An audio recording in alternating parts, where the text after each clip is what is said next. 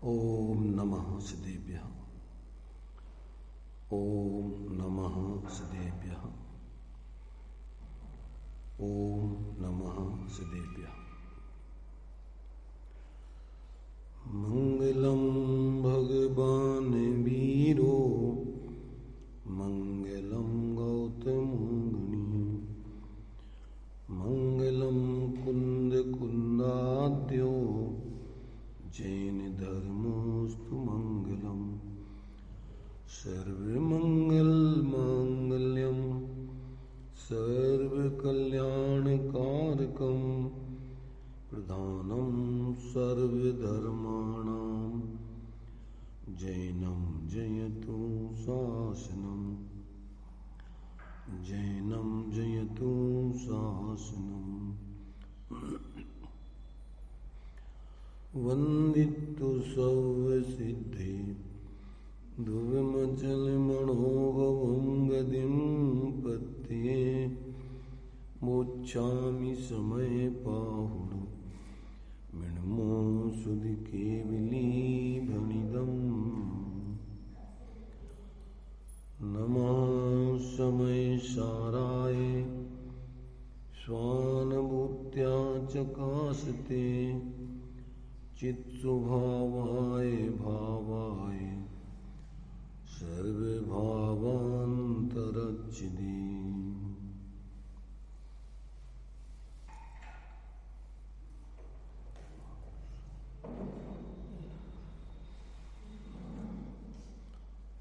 समय सार जी ग्रंथ अपना स्वाध्याय में चल रहा है। गाथा 68 अपनी ले रहे हैं अपन। इसमें वर्णादि भाव जीव नहीं है और गुणस्थान पर्यंत 29 भाव ये जीव का स्वरूप नहीं है, ऐसा पीछे की गाथाओं में स्पष्ट होने के बाद इस गाथा में वर्णादि जीव नहीं है, ये तो ठीक है, परंतु रागादि गुणस्थान आदि जीव नहीं है, ये बात थोड़ी शिष्य के समझ में कम आती है। उसके लिए आचार्य देव ने न्याय से, युक्ति तर्क से उस बात को सिद्ध किया कि जो जितने भी राग आदि से लेके गुणस्थान पर्यंत जो भाव हैं वो कर्म सापेक्षता से होते हैं, वो जीव के स्वभाव नहीं है। जीव अनादि अनंत है और ये भाव उत्पन्न होते हैं, नष्ट होते हैं। 14वां गुणस्थान भी अयोग दशा वाला संसार दशा का गुणस्थान है, वो सिद्ध दशा का गुणस्थान नहीं है, तो वो भी सिद्ध दशा में समाप्त हो जाता है। और सिद्ध दशा भी चूंकि नई उत्पन्न होती है और जीव तो अनादि अनंत है। जीव संसार में भी 14 गुण स्थानों में ज्यों का त्यों रहता है और सिद्ध दशा में ज्यों का त्यों रहता है। तो ये जितनी भी दशाएं हैं वे सारी दशाएं क्षणिक हैं और जीव शाश्वत है।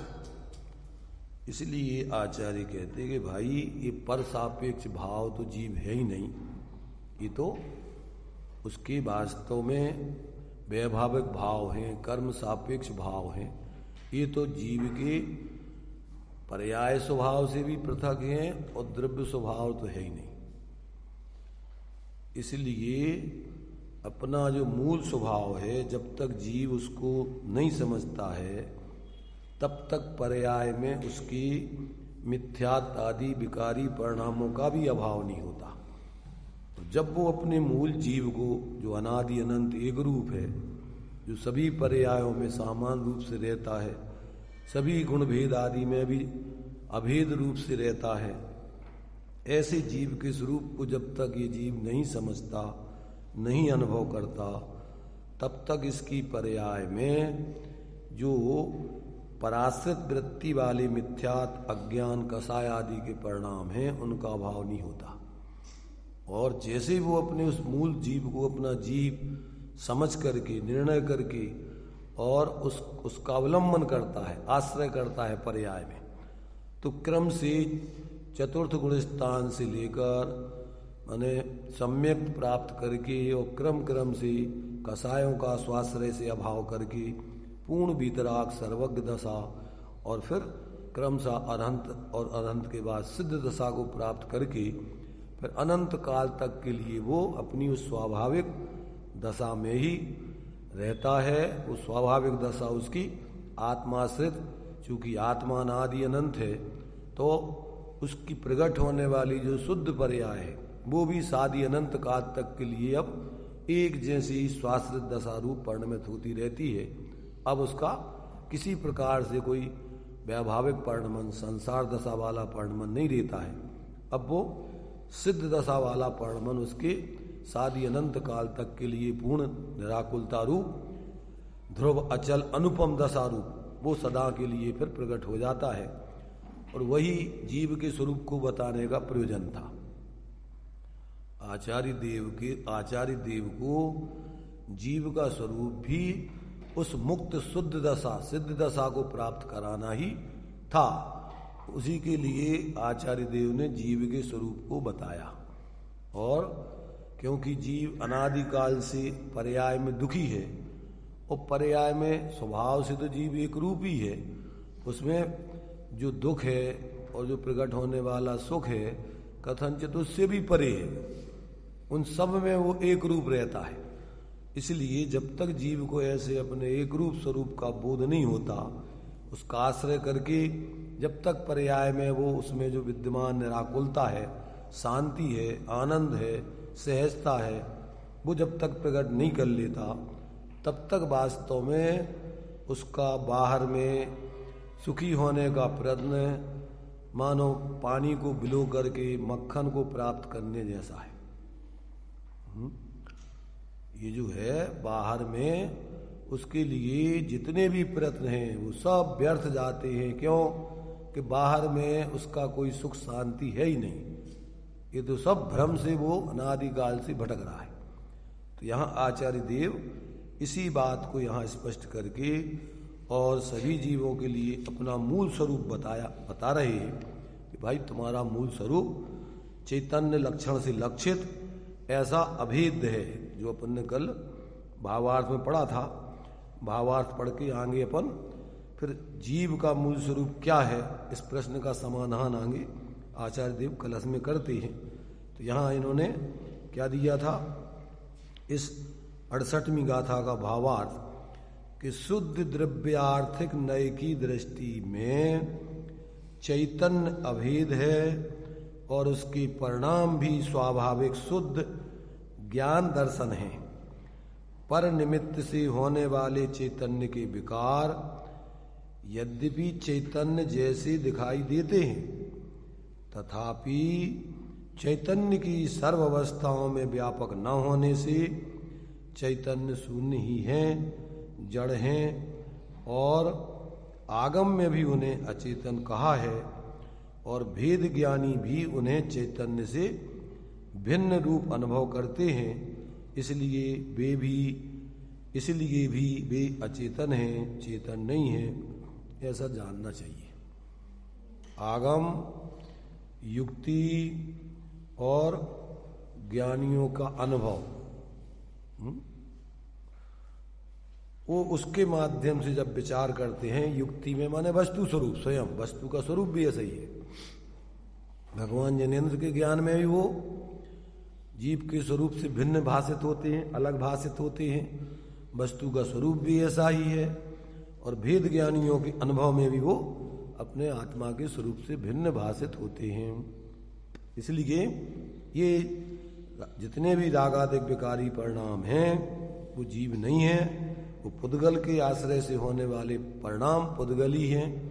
कल अपन ने दृष्टांत देकर के समझा था कि जिस प्रकार से बल्ब में लगा देने वाला डाक हरा, नीला, पीला, लाल, और उस बल्ब के प्रकाश को क्या है, हरे, नीले, पीले आदि रूप में दिखाता है।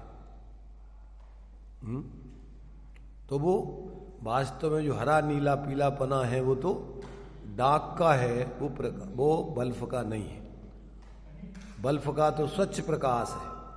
तो ऐसा जो है यहाँ पर अपने लिए ये बात उस प्रकाश से भी भाषित होती है, अर्थात जो अनादिकाल से जीव ज्ञान के साथ राग द्वेष मोह के परिणाम जो अपन को पर्याय में प्रकट दिखाई दे रहे हैं, वास्तव में वो ज्ञान से कथनचित पृथक हैं, आत्मा से पृथक हैं। क्योंकि जब अपन देखते हैं कि जो जीव आत्मा का अनुभव करता है तो उस आत्मा में तो वो है ही नहीं। जैसे जब अपन बल्ब के पास जाके देखो तो उस बल्ब में से तो हरा पीला नीला लाल प्रकाश निकल ही नहीं रहा है। कैसा निकल रहा है? वो तो उसका अंदर तो उसमें वाइट प्रकाश है, परंतु वो उसकी जो पर्याय प्रकाश बाहर प्रकट होता है पर्याय में, तो उस पन्नी के निमित्त से वो पर्याय में हरे नीले पीले रूप में परिणत होता हुआ दिखाई देता है। साथ में उसका प्रकाश और हरा नीला पीला पना, तो वो प्रकाश तो चूंकि किसका है? वो बल्ब का है, और उसमें जो हरा नीला पीला पना है वो पन्नी का है। ऐसा भेद विज्ञान अपन अपने ज्ञान में पहले कर सकते हैं, और फिर अपन अपने ज्ञान लक्षण से लक्षित अंतर में जब अपने आत्मा को देखते हैं तो आत्मा में तो हरा नीला पीला पना, माने जैसे वो बल्ब, जब अपन बल्ब को देखते हैं जाके अंदर, तो बल्ब में तो हरा नीला पीला पना है ही नहीं। ऐसे ही अपने आत्मा में तो मोह राग द्वेष आदि के ये भाव है ही नहीं, ऐसा उसको भाषित होता है। इस प्रकार से यहाँ पर आचार्य देव ने वस्तु माने भगवान के ज्ञान में और युक्ति से माने वस्तु के स्वरूप की दृष्टि से देखने पर, और ज्ञानियों के अनुभव में भी, आत्मानुभवियों के अनुभव में भी ये रागादिक भाव आत्मा से प्रत्येक भाषित होते हैं। इसलिए वास्तव में ये जीव नहीं है, ये सब पुद्गल के ही जानना चाहिए।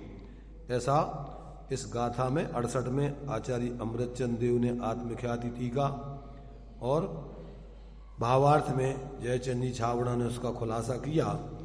अब आचार्य अमृतचंद देव ने इसके ऊपर कुछ कलश भी लिखे हैं कि भाई ये आत्मा का स्वरूप जब नहीं है तो आत्मा का स्वरूप क्या है, ऐसा प्रश्न होने पर फिर उसके खुलासा के रूप में 41वां कलश है, उसको अपन पढ़ते हैं। यहाँ प्रश्न है कि वर्णादि और रागादिक जीव नहीं है तो जीव कौन है? उसके उत्तर स्वरूप ये श्लोक यहाँ पर आचार्य देव कह रहे हैं। देखिए श्लोक है, अनाद्यनंत मच्चलम स्वा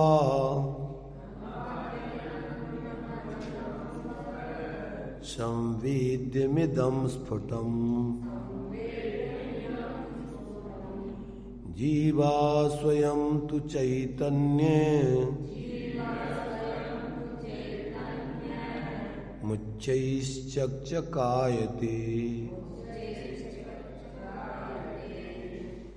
क्या कह रहे हैं? अनाद्यनंत मचलम, जो अनादि है, अनंत है, अचल है, और कैसा है? स्वासंवेद्यम इदम, और स्वयं के ही ज्ञान के संवेदन में ज्ञात होता है, और कैसा है? प्रकट है। अनाद्यनंत मचलम स्वा संवेद्यमिदम स्फुटम। स्फुटम माने क्या है? वो वास्तव में वो प्रकट है, अप्रगट नहीं है। ऐसा जीवा स्वयं तु चैतन्यम, ऐसा जो जीव है वास्तव में वह चैतन्य अत्यंत चकचकित माने प्रकाशित हो रहा है, ज्ञान से प्रकाशमान हो रहा है, चैतन्य से प्रकाशमान हो रहा है। वह स्वयं ही जीव ऐसा जानना चाहिए। जीव का स्वरूप कैसा है? स्वरूप कैसा है? जो अनादि से है, और कैसा है? अनंत काल तक रहने वाला है, और कैसा है? जो बिल्कुल अपने स्वरूप से कभी च्युत हुआ नहीं, अचल है। कैसा है? जो अचल, अचल माने ज्यों का त्यों रहने वाला, ध्रुव, कभी अपने स्वरूप से च्युत नहीं होता है। ऐसा जो है वो आत्मा कहती प्रकट है, अपने ज्ञान लक्षण से निरंतर प्रकट है, कोई अप्रगट नहीं है। निरंतर वो चैतन्य से चकचकायमान हो रहा है, वो अपने स्वरूप को क्या है प्रकाशित कर रहा है निरंतर। ऐसा जो आत्मा कहते वो स्वयं वही आत्मा है। ऐसा जब आत्मा अपने ज्ञान में स्वयं का अनुभव करता है तो आत्मा ऐसा शाश्वत विराजमान अंदर अपने स्वभाव में, ऐसा वो आत्मदेव प्रत्येक आत्मा को अनुभव में आता है। इस प्रकार यहाँ कहते कि वर्णादि और रागादि भाव जीव नहीं है, किंतु जीव जैसा ऊपर जो इस श्लोक में कहा है वैसा चैतन्य स्वरूप जीव है, ऐसा जानना। अब आगे फिर उसी को कहते हैं, काव्य द्वारा यह समझाते हैं कि चेतनत्व ही जीव का युग लक्षण है, अन्य नहीं। तो उसको यहाँ और स्पष्टीकरण करते हैं आगे के इस श्लोक द्वारा। वर्णाद्यै सहितस्तथा विरहितो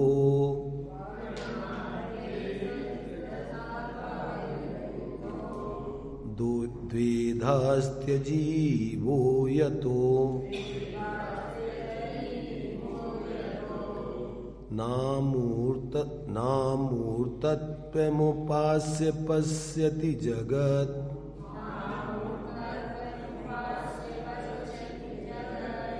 जीवस्य तत्त्वं ततः इत्यालोच्य विवेच्य कै समुचितम्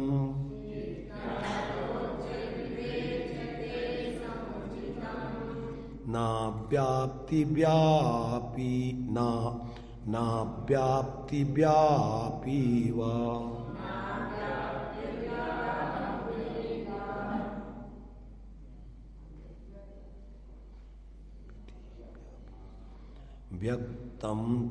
व्यक्तम व्यंजित जीव तत्त्वमचलम्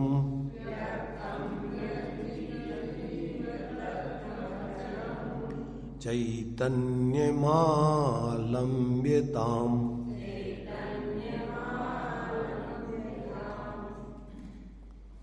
देखिए क्या कह रहे हैं, यतः अजीवा अस्ति द्विधा, क्योंकि अजीव दो प्रकार के हैं, वर्णाद्ययी सहिता वर्णादि सहित तथा विरहिता वर्णादि से रहित। इसलिए अमूर्तत्वम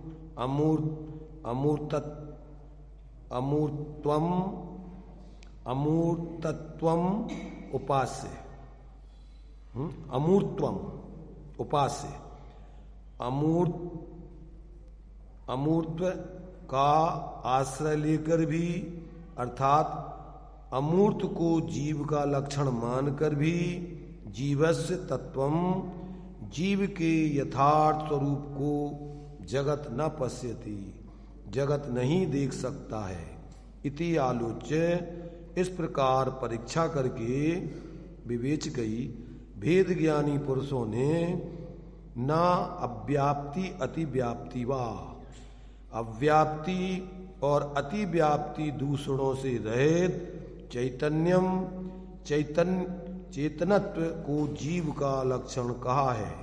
समुचितम वह योग्य है, व्यक्तम वह चैतन्य लक्षण प्रकट है, व्यंजित जीव तत्वम उसने जीव के यथार्थ स्वरूप को प्रकट किया है, और अचलम वह अचल है, चला चलता से रहित सदा विद्यमान है। आलम्ब्यताम जगत उसी का आलम्बन करो, उसे यथार्थ जीव का ग्रहण होता है, ऐसा जानना चाहिए। क्या कह रहे इसमें कि अजीब दो प्रकार के, एक तो वर्णादि वाले और एक वर्णादि से रहित। तो वर्णादि वाले तो पुद्गल हैं, स्पर्श रस गंध वर्ण जिसमें पाया जाता है, स्पर्श रस गंध वर्ण बनता पुद्गला, वो पुद्गल का लक्षण है।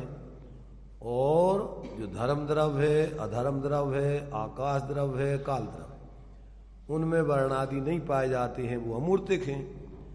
तो कहते हैं जीव का लक्षण चलो वर्णादि आप मत करो, परंतु अमूर्त तो कर सकते हो। तो कहते नहीं, उसमें भी दोष आ जाएगा। वर्णादि लक्षण तो पुद्गल का है, इसलिए जीव का लक्षण वो नहीं हो सकता है।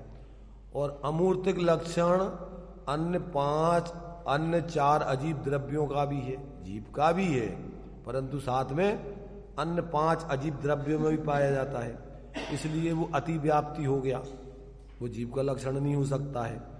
और चैतन्य लक्षण जो है वो वास्तव में कहते हैं जीव के अलावा अन्य किसी में पाया नहीं जाता है, और वो असंभव भी नहीं है, वो उसका लक्षण अनादि अनंत है। इसलिए जीव का लक्षण मूल में जानना देखना चैतन्य लक्षण ही सिद्ध होता है। इसलिए इस चैतन्य लक्षण से ही जीव लक्षित होता है, यही उसका यथार्थ लक्षण है। इसलिए हे जीवो, तुम उस चैतन्य लक्षण से लक्षित जीव का अवलंबन करो। हे जगत के भव्य जीवो, तुम अपने को चैतन्य स्वरूप अनुभव करो। ये आचार्य देव की प्रेरणा है। क्या कह रहे, भावार्थ में देखिए खुलासा किया है। निश्चय से वर्णादि भावों में रागादि भाव भी अंतर्निहित समझना। रागादि भाव के साथ वर्णादिक भी उसमें गर्भित समझ लेना। जीव में कभी व्याप्त नहीं होते, इसलिए वे निश्चय से जीव के लक्षण हैं ही नहीं। उन्हें व्यवहार से जीव का लक्षण मानने पर भी अव्याप्ति नामक दोष आता है, क्योंकि सिद्ध जीवों में वे भाव व्यवहार से भी व्याप्त नहीं होते।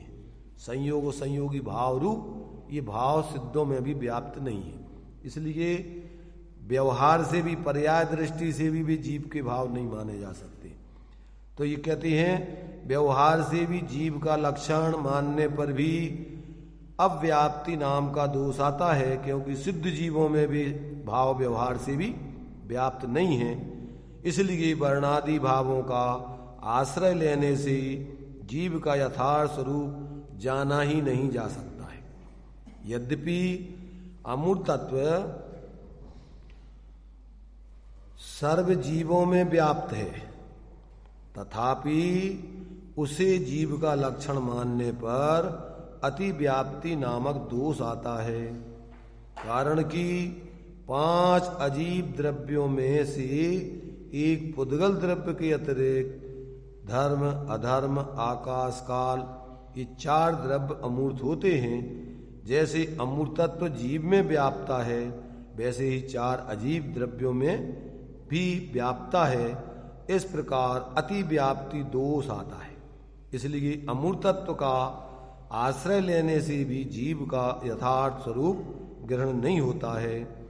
चैतन्य लक्षण सर्व जीवों में व्याप्ता होने से अव्याप्ति दोष से रहित है, और जीव के अतिरिक्त किसी अन्य द्रव्य में व्याप्ता न होने से अति व्याप्ति दोष से भी रहित है। और ये लक्षण जीव में हो नहीं, ऐसा असंभव भी नहीं है। इसलिए तीनों दोषों से रहित उसमें है, और वह प्रकट है। इसलिए उसी का आश्रय ग्रहण करने से जीव के यथार्थ स्वरूप का ग्रहण हो सकता है। क्या कहा? प्रत्येक जीव का स्वरूप क्या है? एक चेतना लक्षण है, जानना देखना है, और इसके अलावा जीव का ना तो वर्णादि लक्षण है, न रागादि लक्षण है, न अमूर्तत्वपन आदि लक्षण है। जीव का लक्षण एक चेतना लक्षण है, जिसमें जानना जानना जानना जानना धारा प्रवाह चल रहा है। वो जानना लक्षण जीव का है, जानने के अलावा और कुछ नहीं। तो अपन भी जो जानने में आ रहा है वो नहीं, जो जानना चल रहा है वो। क्योंकि अपन देखते हैं कि जैसे दर्पण में बाहर के घटपटादि पदार्थ प्रतिबिंबित होते हैं, दिखते हैं, झलकते हैं, परंतु वो घटपटादि पदार्थ दर्पण नहीं है। ऐसे ही ज्ञान में ज्ञात होने वाले जो परद्रव्यवादी हैं सब गेय पदार्थ, वो गेय पदार्थ आत्मा नहीं है। उन गेयों को जो जिसमें जानने में आ रहा है, वो जानने वाला जीव है। तो ऐसे रागादिक भाव भी जीव नहीं है, क्योंकि वो आश्रव भाव, कर्म के उदय से होने वाले भाव है। जैसे दृष्टांत में अपन ने समझा के, जैसे बल्ब के ऊपर डांक लगा देने से जैसा डांक लगा हो, हरा, नीला, पीला, लाल, वैसा वो प्रकाश दिखता है, परंतु प्रकाश हरा, नीला, पीला, लाल नहीं है, प्रकाश तो बिल्कुल स्वच्छ है। ऐसे ही आत्मा का स्वभाव राग, द्वेष, मोह आदि भाव नहीं है। वो भी अपने ज्ञान की स्वच्छता में झलकते हैं, दिखाई देते हैं। अपन देखते हैं रागादिक चले जाते हैं, बदलते रहते हैं। जैसा उदय और जैसा जीव का भाव होता है उसके आधार पर, तो वो तो बदलते रहते हैं। और उसमें जो ज्ञान है वो निरंतर धारा प्रवाह चलता रहता है। इसलिए अपन कहते हैं कि भैया इसके पहले बहुत गुस्सा आ रहा था। किसको गुस्सा आ रहा था? जीव को कि किसी और को? पर्याय में हो तो रहा वो जीव के ही, परंतु वो जीव का वो नशा का रूप था। जैसे कोई व्यक्ति शराब पी के और ऊट पटांग बोल रहा हो, क्रियाएं कर रहा हो, चिल्ला रहा हो, कौन बोल रहा है? दृष्टांत आता ना, कोई शराबी राजा से कहते क्यों रे रजुगा, तेरा हाथी बेचेगा तू? तो जो उनके साथ में चलने वाले अंग रक्षक वगैरह थे, उनने उसको पकड़ के मारने के लिए, तो राजा ने कहा नहीं मारो मत इसको अभी ले जाओ, बाद में अपन इससे बात करेंगे। उसको ले जाके बंद कर दिया। दूसरे दिन राजा के सामने जब पेश किया गया कि क्यों भाई फकीर चंद, हाथी खरीदोगे हमारा? तुमने कहा अरे हुजूर कैसी बातें कर रहे आप, हमारी औकात आपके हाथी खरीदने की? कल तो तुम बोल रहे थे, हम बोल रहे थे, हम बोल सकते ऐसा कभी? कौन बोल रहा था? जो बोलने वाला था वो तो चला गया। ऐसे ही व्यक्ति जब कसाय में, दम्भ में होता है तो बोलता है अदवा, तो अपन को उस समय बोलना नहीं चाहिए उससे। नशा बोल रहा है वो भी, काहे का? मोह का नशा, कसायों का नशा, अभी वो नहीं बोल रहा है। जब उसका नशा उतर जाए तब उससे बात करो, क्यों भाई क्या बात है? हाथ जोड़ेगा, साहब क्षमा करना यार, कल हम भूसे में, आपे में नहीं थे। बोलता भी है उस समय, वो दूर हो जाओ, अभी हमें बहुत गुस्सा, अभी हम नशे में हैं, देखो हमसे हट जाओ अभी। तो मतलब ये है कि वो जीव का मूल स्वरूप नहीं है। वो क्या है? वो पर के अवलंबन से वो उसकी प्रवृत्ति हो रही है। जैसे भूत जब जिसको लग जाता है तो फिर वो विचित्र क्रीड़ाएं करता है। तो वो किसकी क्रीड़ाएं? भूताविष्ट पुरुष। शास्त्रों में दृष्टांत आता है, एक आता है ध्यानाविष्ट पुरुष और एक आता है भूताविष्ट पुरुष। तो इसमें भूताविष्ट पुरुष में तो ये काय की क्रिया है? ये मोह की क्रिया है सब। भूताविष्ट जैसे वो भूत की जैसी प्रवृत्ति कराता है उस व्यक्ति, कर तो रहा है वही व्यक्ति प्रवृत्ति है, पर वो करा कौन रहा है? वो भूत करा रहा है। ऐसे ही मोह के उदय में जीव जो है यदवा तदवा कसाय के भाव, मिथ्यात्व के भाव करता है, तो ये जीव का स्वरूप नहीं है। ये कर्म के उदय का होने वाला आश्रव भाव है। ज्ञान उसको समझ सकता है कि भैया ये आश्रव भाव है। तो इस प्रकार से, और एक ध्यानाविष्ट पुरुष है कि जो ज्ञान में गेय आते हैं, तो ज्ञान में ज्ञान का और गेयों का भेद विज्ञान नहीं करके अपने को उन गेय रूप ही मान लेना। जैसे ये शरीर है तो शरीर गेय है और अपन अपने को इस शरीर रूप मनुष्य मान रहे, तो ये ध्यानाविष्ट पुरुष हो गया। जिसका ध्यान करता है अपने को वैसे ही अनुभव करता है। जैसे भैंसा भैंसा भैंसा, तो मैं भैंसा, वो भैंसा ही बन गया। ऐसे ही अभी जो है, जो अपन इन संयोग रूप अपने को अमीर गरीब, ये भैंसे का ध्यान जैसा है।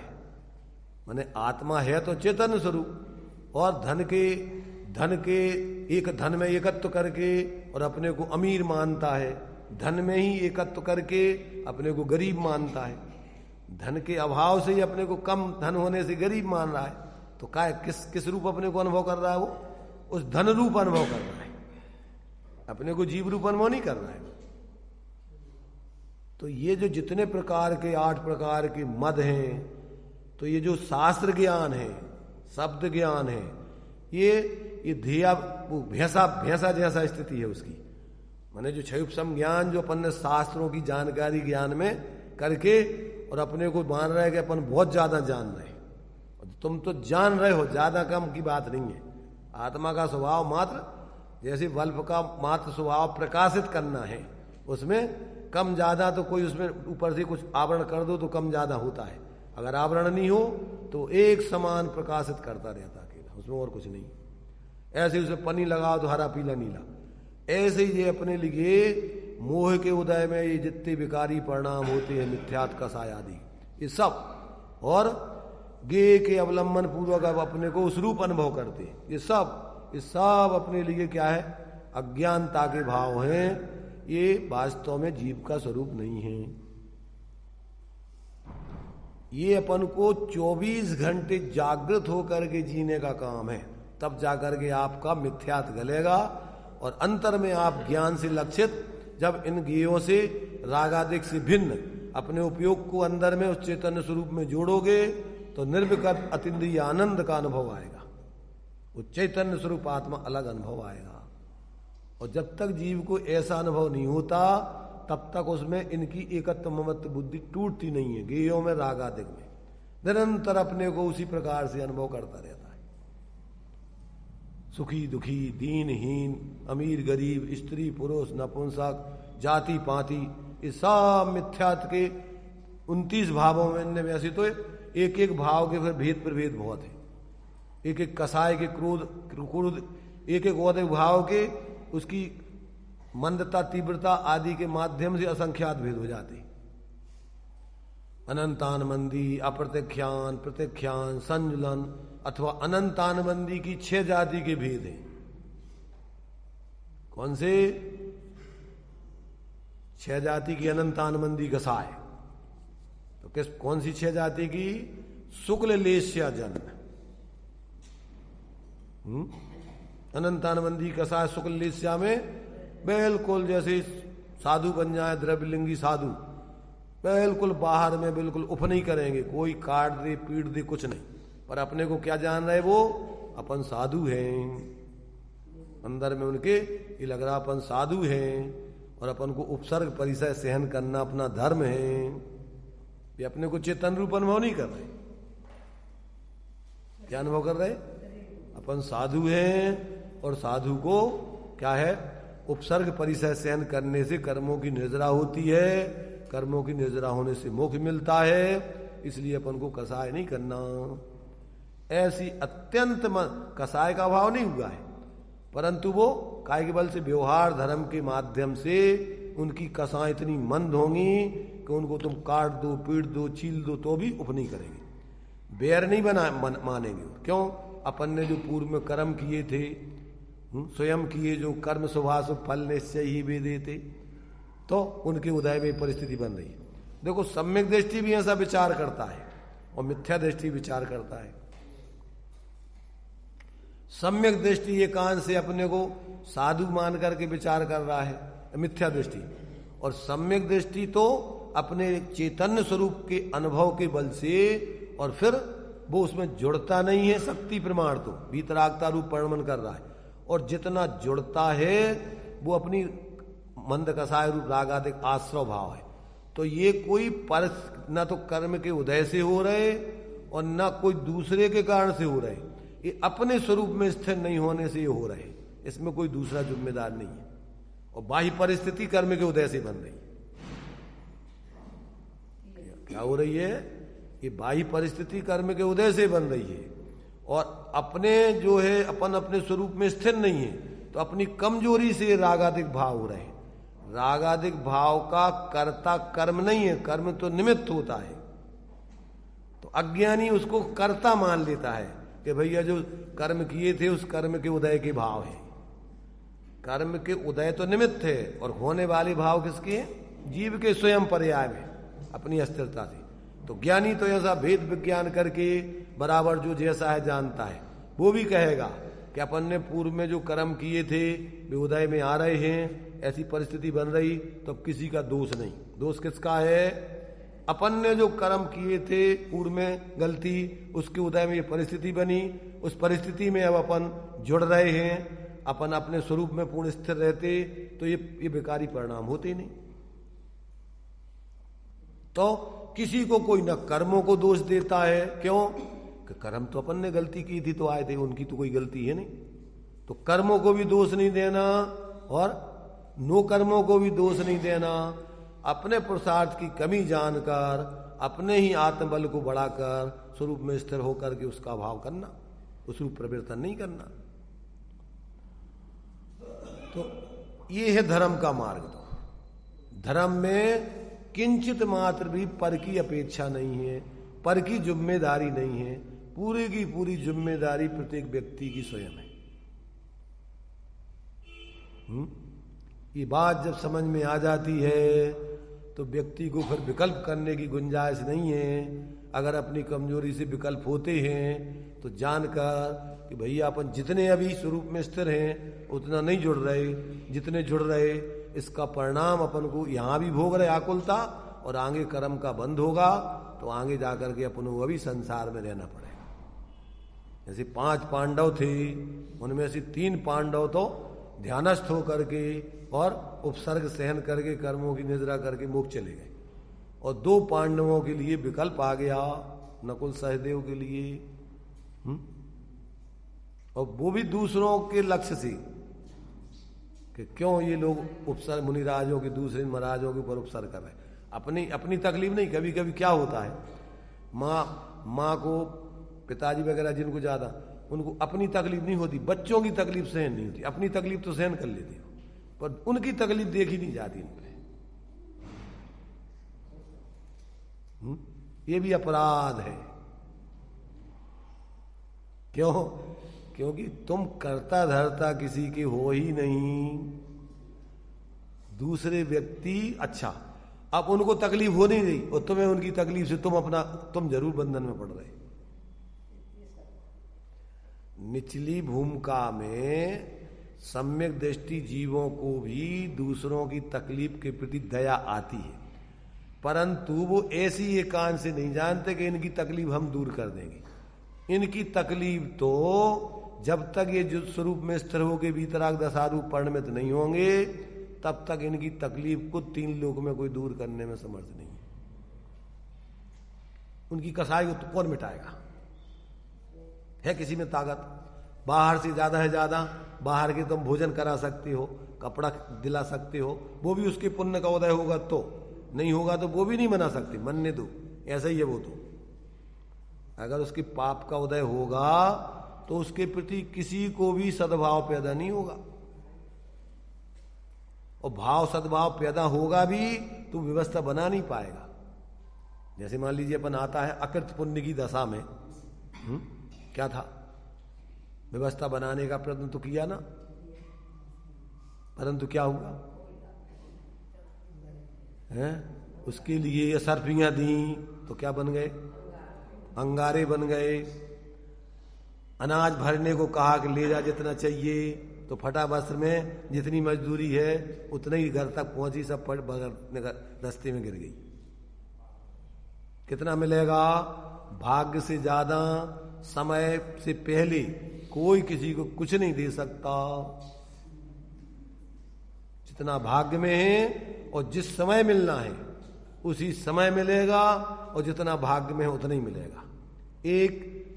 एक अंश भी कोई किसी के अतिरिक्त कुछ कर नहीं सकता है। अब ये जिसकी समझ में आ जाती है तो वो फिर दूसरों से कोई अपेक्षा न रख के अपने परिणामों की शुद्धि करता है, अपनी आत्माराधना करता है, और इन मोह राग देश आदि के भावों का स्वरूप आश्रय से अभाव करता है, तभी सुखी होता है। आत्मा का स्वभाव दुखी होना नहीं है, दुख तो ये मोह का भाव है। आत्मा का स्वभाव शांत निराकुल है, सुख स्वभावी है, पर अपने स्वरूप को भूल के उसका अवलंबन नहीं करके जितने भी सिद्ध बने हैं तो उनको किसने सुख दिया है? जितने भी धर्मात्मा सुखी हो रहे या हुए हैं या जितने हैं तो उनको किसने सुख दिया है? अपने ही पुरुषार्थ से, अपने स्वरूप अवलंबन से वो निर्विकल्प होकर सुखी हो रहे।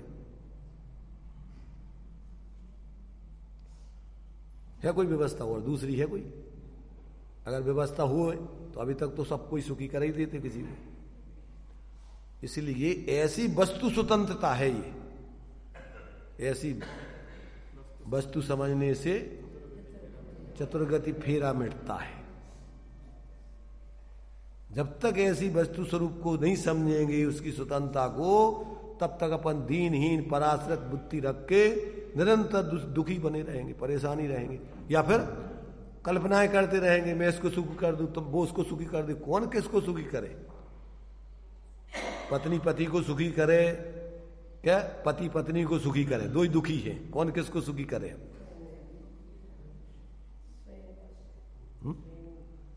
और दोनों दुखी हैं, दो ही परेशान होते हैं, गड्ढम गड्ढा, लड़ते झगड़ते रहते। जब ज्यादा कसाए हुए तो क्या है, लड़ते झगड़ते रहते हैं रात दिन।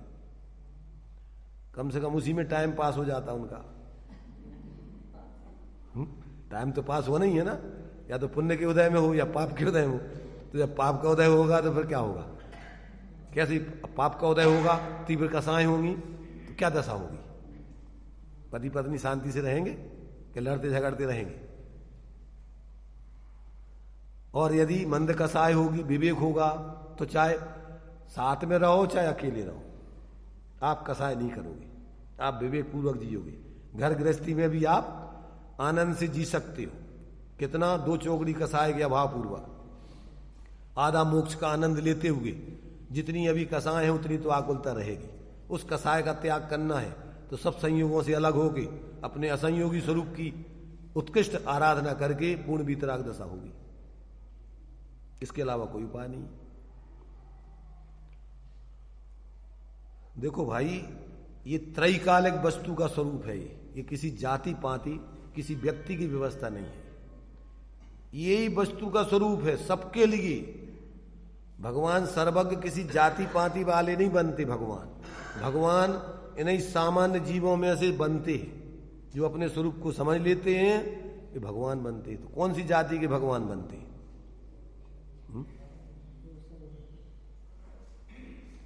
भगवान कोई जाति पाति के तो है ही नहीं। सब भगवान जो भी स्वरूप को समझते हैं वो भगवान बन जाते हैं। निगोद से निकलता है जीव। पहले तो सब जीव काल अनंत निगोद मजार, तो वहां तो कोई जाति पाति का, एक इंद्री जाति है सब। जाति शास्त्रों में जाति ये आती, एक इंद्री जाति, 2 इंद्री, 3 इंद्री, 4 इंद्री, 5 इंद्री, संगी असंगी, मनुष्य जाति, त्रियंश जाति, नरक जाति, देव जाति, ये है जातियां। ये जातियां तो अपनी एक लौकिक कुल अपन ने बना रखी है। यहां पर सब जीव हैं और सब जीव अपने स्वरूप को भूल के दुखी हैं, और बाहर में सब शरीर आदि के संयोगों में रह रहे हैं। अब शरीर आदि में, उस शरीर में भी कोई जाति पाति नहीं होती।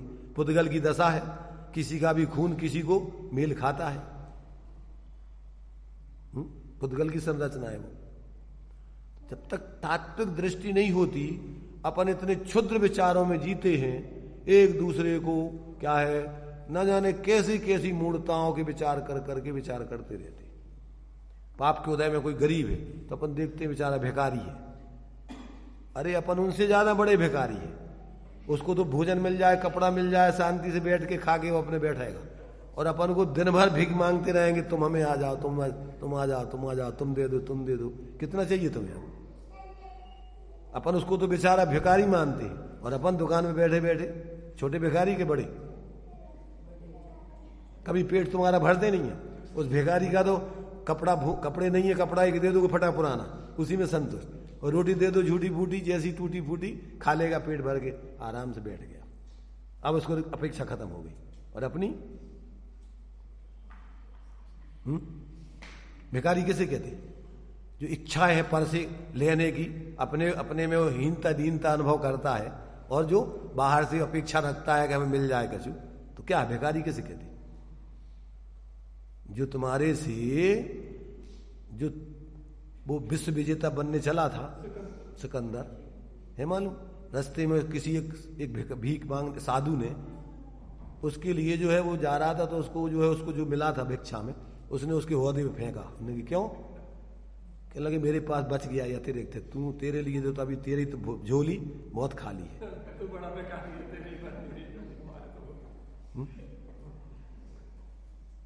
कौन है भिखारी? जिसकी जितनी ज्यादा इच्छाएं उतना बड़ा भिखारी, जिसकी कम इच्छाएं वो कम भिखारी, और जो जिसकी कोई इच्छाएं नहीं, चाहे नहीं, चिंता नहीं, मनमा बेपरवाह, और जिनको कछु न चाहिए वे नरसा हन चाहे, वे ही भगवान है। वे ही क्या है? महाराजा, जिनको कुछ नहीं चाहिए किसी से। ये राजा, इनको तो बहुत अपेक्षाएं हैं, और वे इसलिए महाराजा है। इनके राजा के भी राजा है, इनकी भी अभी संजुलन कसाय है, इसलिए ये भगवान की उनकी भक्ति करते हैं। प्रभु तुम श्रेष्ठ। क्यों? कि उनकी सब इच्छाएं खत्म हो गई। तो तुम्हारा आदर्श कौन है? पैसे वाला क्या? इच्छा रहित, वीतराग सर्वज्ञ। बाहर में जाति से अपन जैन है इसलिए सर्वज्ञ को मानते हैं, अंदर में पर लोग बोलते हैं कि जैनों बराबर परिग्रहण के भगवान तो इतने सब छोड़ छाड़ करके परिग्रह नग्न दिगंबर है, साधु भी दिगंबर है, और ये इस जैन लोग सबसे ज्यादा परिग्रह संग्रह करते हैं। और कोई फिर जैनों ने कोई में उसमें बोला उसमें कि भैया, उन्हीं में से बोला उनने कोई ने कि भैया देखो इनके जैन ये क्यों पैसे वाले हैं, कि देखो अपने भगवान तो राजा महाराजा है, सब अपने संग रखते हैं, और इनके भगवान सब छोड़ गए, इनके भक्तों को दे गए। चक्रवर्ती थे बड़े बड़े, और सारी संपत्ति इनके भक्तों को लुटा गए, इसलिए सब इनके भगत खूब पैसे वाले हो जाते। तो अपन उनकी संपत्ति के मालिक बने कि उनकी अंदर की वीतरागता की।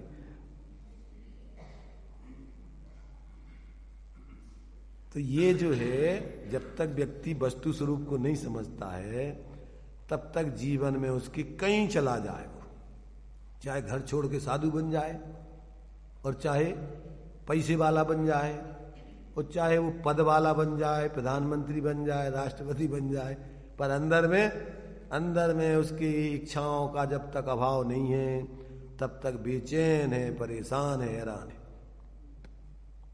नहीं है? अपन देखते हैं, अपन को जितनी जितनी इच्छाएं बढ़ती जाती हैं उतनी उतनी परेशानी।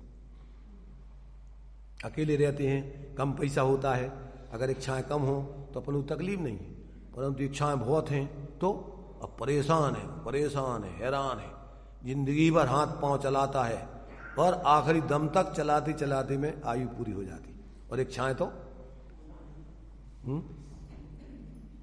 मर गए शरीर, और आशा तृष्णा ना मरी कहेगा दास कबीर। ये जीव की अंदर की जो है, जब तक ऐसी वस्तु स्वतंत्रता का बोध करके और अंदर में अपने उस एकत्व भक्त आत्मा के स्वावलंबन पूर्वक आराधना करके अतीन्द्रिय आनंद निराकुलता जब जीवन में प्रकट नहीं होती, तब तक इसके जीवन में निरंतर दौड़ बाहर की चलती रहती है, परेशान रहता है, रात दिन जिंदगी अनंत काल हो गया। एक पर्याय, उस पर्याय में दौड़ लगाता है जहां तक दौड़ पाता है जितना, और आखिर मर जाता है इच्छाएं लेकर के अधूरी, फिर आगे जन्म लेके फिर उन इच्छाओं की पूर्ति में लग जाता है। वहां फिर जिंदगी जितनी है, इच्छाएं कोई सीमित तो है नहीं, कितनी है? आचार्य कहते आशा अगरता प्रति प्राणी यस्मिन विश्व अनुपम। ये 3 लोक की संपत्ति दे दी जाए तो भी एक अणु के समान है, इतना बड़ा आशा का गड्ढा है इसका, और 3 लोग तो उतना ही है। अब एक एक व्यक्ति की इतनी आशाएं हैं, तो कहते हैं अब हिस्सा बांटो अगर इन 3 लोगों में से सारी संपत्ति का, तो कितना कितना मिलेगा सब। ऊंट के मुंह में जीरा नहीं पहुंचेगा। इसलिए आचार्य कहते वृथा वो विशेषता, इसलिए कहते विषयों की संयोगों की इच्छा व्यर्थ है, अकार्य कोलाहल है, व्यर्थ का ही कोलाहल है, इसमें तेरे लिए कुछ मिलने वाला नहीं है शांति। कितनी भी दौड़ लगा ले और कितनी भी धूल उठा ले, चाहे जितनी धूल उठाए ले, पृथ्वी धोखा नहीं, जाना थे तू कित ले जाएगो, मेरी मुझी माही। इस पृथ्वी को कोई चिंता नहीं, धोखा नहीं है कि भैया तू कछु ले जाए। वो जानता है कि तू कितना इतना ही छोड़ के जाएगा ना सब, चाहे शरीर के रूप में खा पी करके तू मोटा कर ले, और चाहे बाहर के संयोग तू इतना उठा के उधर के इधर रख ले, पर रहेगा तो वो मेरे ही में ना सब। इसलिए कहते हैं चाहे जितनी धूल उठाए ले, पृथ्वी धोखा नहीं, जाना थे तू कित ले जाएगा। वो जानती है कि तू ले का जाएगा, मेरी मुझी माही, मेरे तो मेरे ही पास यहीं की यहीं रहेगी। इसलिए देखो भाई, अपन को आचार्य अनेक अनेक दृष्टिकोणों से समझा रहे हैं कि समझो समझो हे ज्ञानी जीवो, हे भव्य जीवो, हे आत्मार्थी मुमुक्षुओ। मुमुक्षु माने, मुमुक्षु माने निश्चय वाले। मुमुक्षु माने होता है जिसकी सुखी होने की इच्छा है। मुक्तम इच्छुति मुमुक्षु, जो बंधनों से मुक्त होना चाहता है, सुखी होना चाहता है, उसका नाम मुमुक्षु। तो तीन लोग के जीव मुमुक्षु हैं, जे त्रिभुवन में जीवनन, सुख चाहे दुख ते मन। सुखी होने की इच्छा किसकी नहीं है? तो जो सुखी होना चाहता है उसका नाम मुमुक्षु है। तो अपन तो उसमें भी कल्पनाएं कर लेते हैं, और अब ऐसा सोचते हैं कि जी हैं तो हम नहीं है सुखी होने की इच्छा वाले। बिना समझ के व्यक्ति नादानी में, अज्ञानता में ऐसे ही एक दूसरे के ऊपर क्या करता है, दुर्भाव करके, और अपने जीवन को बर्बाद करता रहता है। यथार्थता नहीं समझ के ऐसे ही अपने आप को बहुत समझदार और दूसरों को मूर्ख समझता है। ज्यादातर संसार में अज्ञानी जीव अपने पास ढेड़ अकल समझता है, दूसरों के पास क्या समझता है? आधी अकल है। जो भी जहां है वो सब अपने को ढेड़ अकल और दूसरे को बिना ना अकल है, वो आधी अकल तो आधी भी नहीं समझता, जो ना समझता, ना अकल है, जिसके पास कोई अकल नहीं है। सारी अकल तो हमारे पास ही आ गई।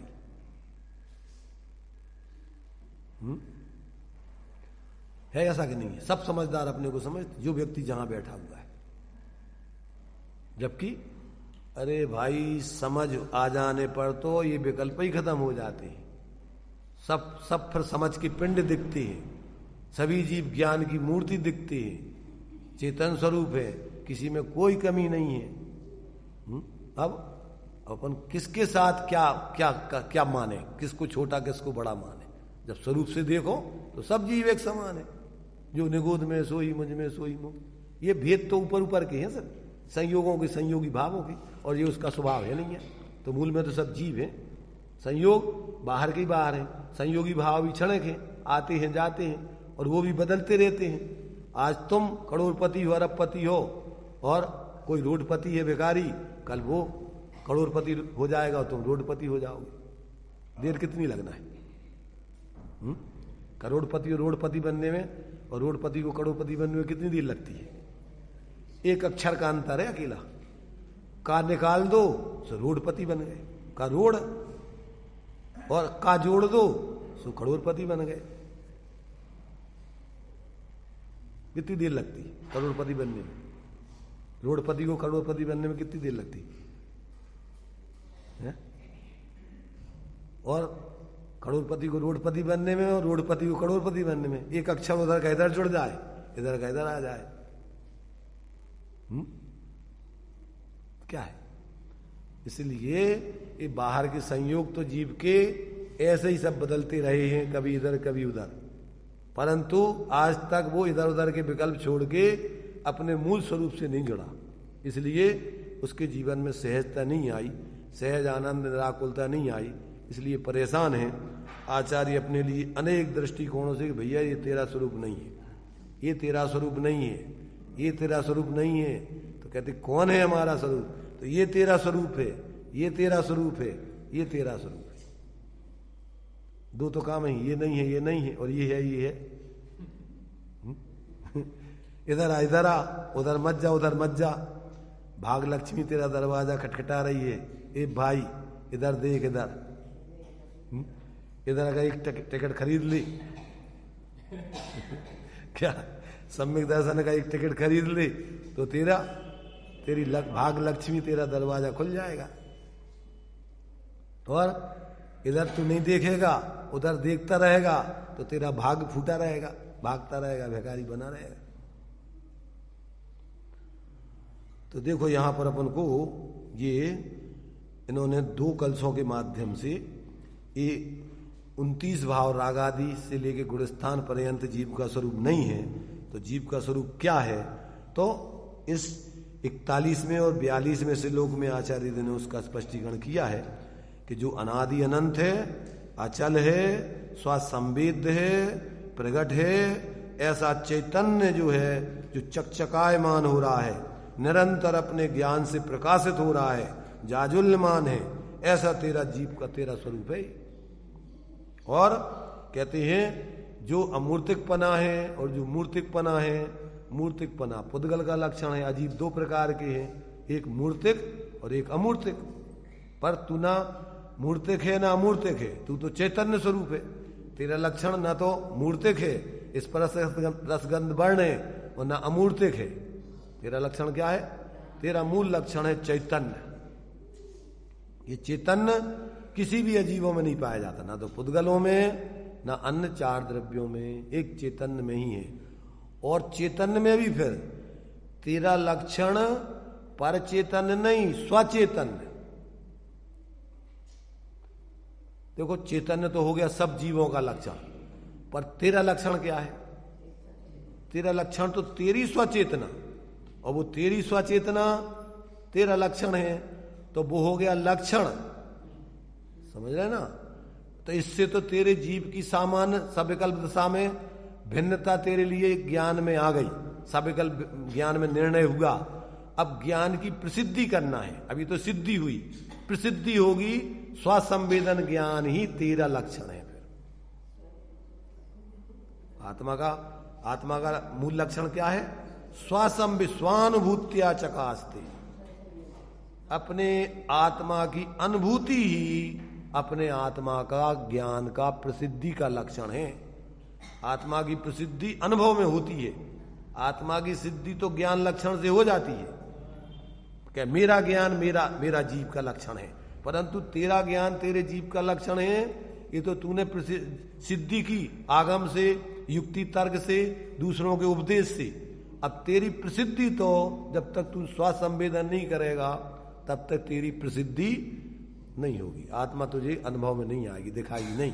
और जब तक अनुभव में नहीं आएगी तब तक तेरा विश्वास, अभी तूने आज समझ लिया, कल फिर आप जो पर में एकत्र बुद्धि तो टूटेगी नहीं। जानकारी कर लेने से भ्रम नहीं टूटता अपने बारे में। कोई भी चीज की तुम्हें ऊपर से जानकारी मिल गई, जब तक तुमने उसका प्रयोग करके अनुभव नहीं किया तब तक उस पर विश्वास नहीं आएगा। जब तुम उसका अनुभव कर लोगे साक्षात, अब इसके बाद तुम्हें दुनिया की कोई ताकत नहीं है कि तुम अपने स्वरूप की श्रद्धा से तुम्हें विचलित कर सके। तो सिद्धि के पहले तो सामान्य सिद्धि में ज्ञान लक्षण से सब जीव सिद्ध होते हैं। सब परद्रव्यों से जीव की सिद्धि, रागादिक से और तुम्हारे से वर्णादिक से पृथकता, जीव की सिद्धि सामान्य हुई। अब तुम्हारे जीव की सिद्धि करना है तो तुम्हारा ज्ञान दर्शन लक्षण तुम्हारे ज्ञान, तुम्हारी आत्मा को सिद्ध करेगा। बाकी सब आत्मा तुमसे भिन्न है। एक दृष्टि से उनको अपना जीव ही तुम्हारे लिए जीव है, बाकी सब तुम्हारा जीव नहीं है, उसको अपन अजीब बोल देते हैं। 6 द्रव्य अजीब है और तुम्हारा जीव ही तुम्हें जीव है। अब ये तो हो गई सिद्धि। अब प्रसिद्धि, अब जब तुम अपने ज्ञान लक्षण से लक्षित जीव को अपने ज्ञान में अंदर निर्विकल्प होकर अनुभव कर लोगे, स्वानुभूति कर लोगे, अब प्रसिद्धि हुई। अब तुम्हें सम्यक दर्शन ज्ञान की प्राप्ति हुई। और अब तुम्हारा जीवन में अब अपने बारे में तुम्हें कोई भ्रम, संदेह, जो 8 सम्यक दर्शन के अंग हैं, निसंकेत, निकांक्षित, निर्विचिकित्सा, अमूढ़ दृष्टि, उपगुहन, स्थितिकरण, बात्सल और प्रभावना, अब ये तुम्हारे जीवन में ये अंग प्रकट हो जाएंगे। तो ज्ञान, पहले तो जीव की सामान्य सिद्धि, फिर तुम्हारे जीव की सिद्धि, और फिर तुम्हारे जीव की प्रसिद्धि, और फिर प्रसिद्धि के बाद अब तुम्हारे जीव की पूर्ण रूप से प्रसिद्धि वो चारित्र में होती है। चारित्र की जब तक पूर्ण लीनता नहीं होगी तब तक वो तुम्हारी अब सुख की पूर्ण सुख की प्रसिद्धि नहीं होगी। सुख की सिद्धि तो अपने ज्ञान में अनुभव करने से आ गई कि आत्मा में सुख है, बाहर में नहीं है। पर अब उसकी पूर्णता प्राप्त करना है तो क्या होगा कि जब तक आप पूर्ण स्वरूप में लीन नहीं हो जाओगे तब तक आपको पूर्ण सुख की प्रसिद्धि नहीं होगी। आंशिक सुख की प्रसिद्धि हो गई, जितना जितना स्वरूप लीनता उतना उतना तो सुख निरंतर अतीन्द्रिय आनंद प्रकट हो गया। अब पूरा सुख चाहिए है तो अब क्या करना पड़ेगा, उसमें पूर्ण लीनता होगी, जब वही परिणति में पूर्ण सुख प्रकट होगा।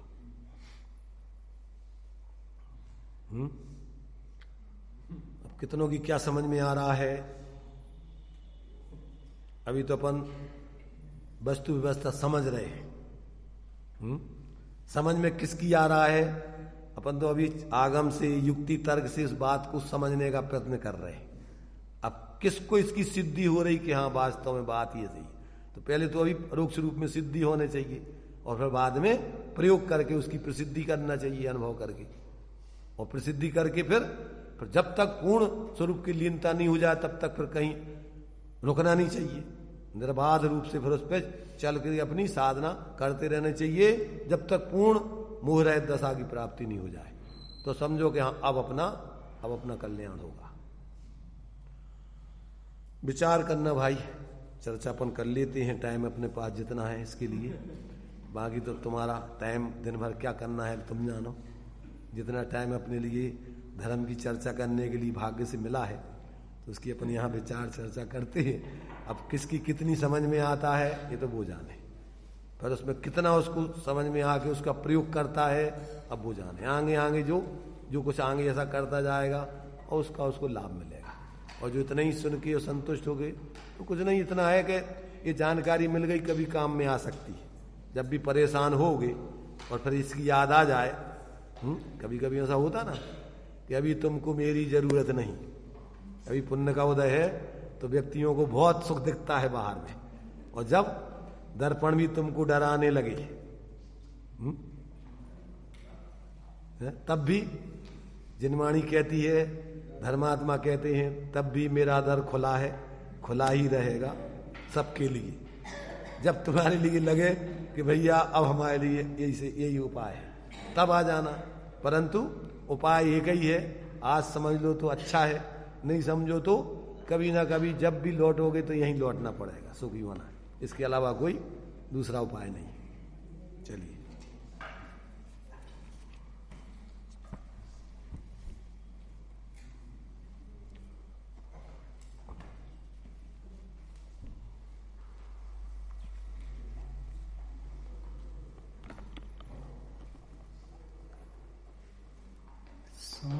स्वानुभूति से जो प्रगट अचल अनादि अनंत, स्वयं जीव चैतन्य में जगमगात अत्यंत। जो स्वानुभूति से प्रकट है, अचल है, अनादि और अनंत है, वह स्वयं में जीव हूँ जो चैतन्य में हूँ, वो जो निरंतर प्रकाशमान हो रहा है। मूर्तिक अमूर्तिक अजीव द्रव्य दो प्रकार, इसलिए अमूर्तिक लक्षण न बन सके। सोच कर विचार कर भली भांति ज्ञानियों ने कहा, वह निर्दोष लक्षण जो बन सके। अति व्याप्ति अव्याप्ति दोषों से विरहित चैतन्यमय उपयोग लक्षण है जीव का। अतः अवलंब लो अविलंब इसका ही, क्योंकि यह भाव ही है जीवन इस जीव का।